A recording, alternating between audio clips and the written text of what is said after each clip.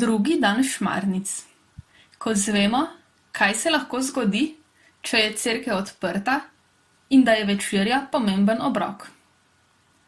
Mali ministrant Peter se je včeraj med mašo dolgočasil. Oziral se je po cerkvi in opazoval slike. Kar na lepem se mu je zazdelo, da mu je Jezus na križu pomežiknil. Ko se je Peter popoldne vračal z igrišča, ga je pot vodila mimo cerkve. Košarkarska žoga, ki jo je spretno vodil pred seboj, se mu je nenadoma izmuznila iz rok in se zagotalila proti velikim cerkvenim vratom. Peter je stekel za njo in ko se je sklonil, da bi jo pobral, se je nenadoma spomnil, kaj se je zgodilo med mašo. Obstal je. Pa saj to ne more biti res, si je rekel. Nemogoče, zdelo se mi je. Že se je obrnil, da bi odšel, nato pa si je hipoma premislil. Saj je tako ali tako zaklenjeno, si je mislil. Cerkev je vedno zaprta. Pritisnil je na kljuko in vrata so se tiho odprla. Nič več ni pomišljal, kar z žogo pod pazduho je vstopil. Cerkev je bila prazna in tiha. Tišino je zmotilo le škripanje gumijastih podplatov Petrovih superg. Obstal je pred velikim križem na steni, pred Jezusom. In ko ga je opazoval, Jezus je imel zaprte oči, na glavi trnjevo krono in izpod nje so mu drobne rdeče kaplje krvi polzele po obrazu. Nič nenavadnega. Kip pač, kot vsak drug. Nenadoma pa je Jezus dvignil glavo, odprl oči in dejal: Pozdravljen, Peter, lepo, da si prišel. Petra je od presenečenja in, priznajmo, tudi od strahu, kar vrglo na zadnjo plat. Žoga mu je seveda padla iz rok in se odkotalila po kamnitem tlaku nekam v pol temo pod korom. Ne boj se, je nadaljeval križani. Samo jaz sem. Ti si živ? Je trepetajoč in še vedno na tleh komaj izdavil fantič. Seveda sem živ, se je nasmehnil Jezus.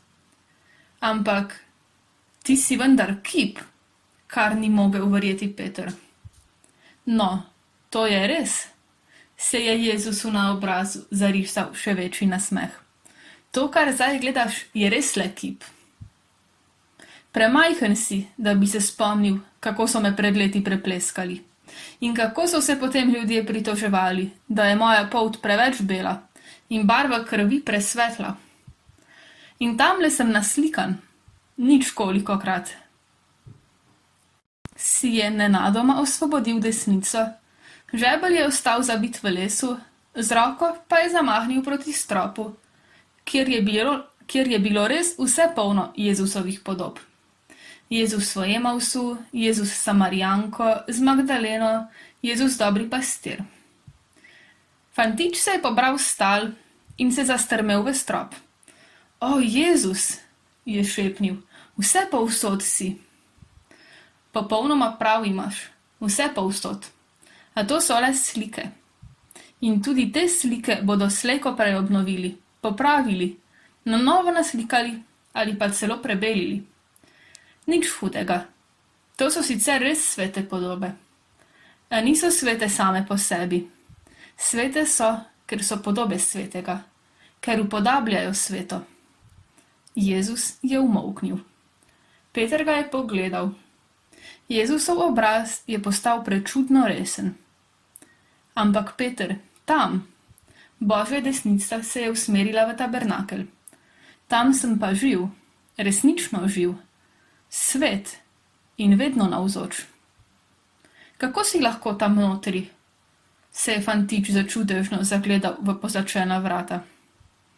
O, Peter, je bil kar malo žalosten Jezus. Saj si vendar ministrant. V tabernaklju sem skrit, v hostiji, v najsvetejšem, pod podobo kruha. A v hostiji nisem upodobljen. To ni podoba kot slika ali kip. V hostiji sem res jaz, živ. Poglej sliko na desni strani oltarja. Na njej sem upodobljen s prijatelji pri zadnji večerji. O, večerja, je planil Peter pokonci. Mama me bo ubila, no, ne bo me ubila, ampak saj veš, kaj mislim. Oprosti, oditi moram. Le pojdi, da ne bo mama huda, se je Jezus nasmehnil. Morda je pomislil na svojo mamo. Peter je stekel po cerkvi, pod korom pobral še žogo in ko se je pri vratih obrnil, je videl, da ga Jezus spremlja s pogledom.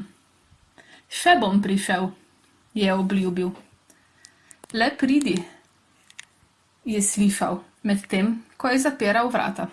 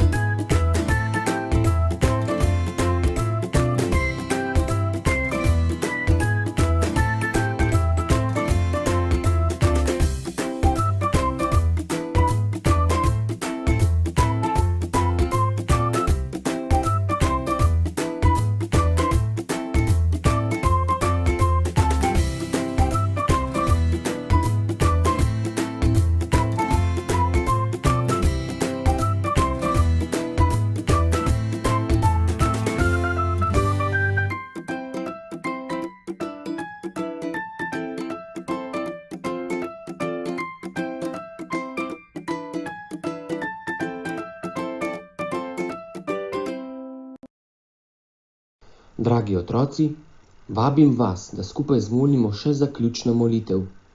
Začnemo z znamenjem križa.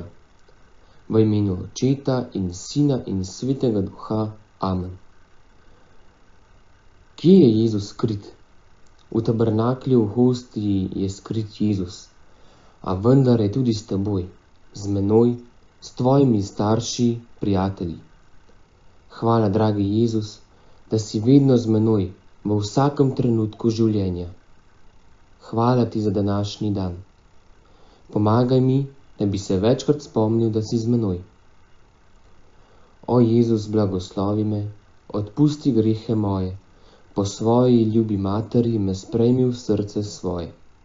Naj v tvojem svetem varstvu spim, v ljubezni tvoji se zbudim in v zadnji uri milost daj, da pridem k tebi v sveti raj. Vse dobro staršem vračaj, v nebesih jim poplačaj in vernih duš usmili se, da bodo tebe gledale. Slava Očetu in Sinu in Svetemu Duhu, kakor je bilo v začetku, tako zdaj in vselej in vekomaj. Amen. V imenu Očeta in Sina in Svetega Duha. Amen. Pa lahko noč, dragi otroci.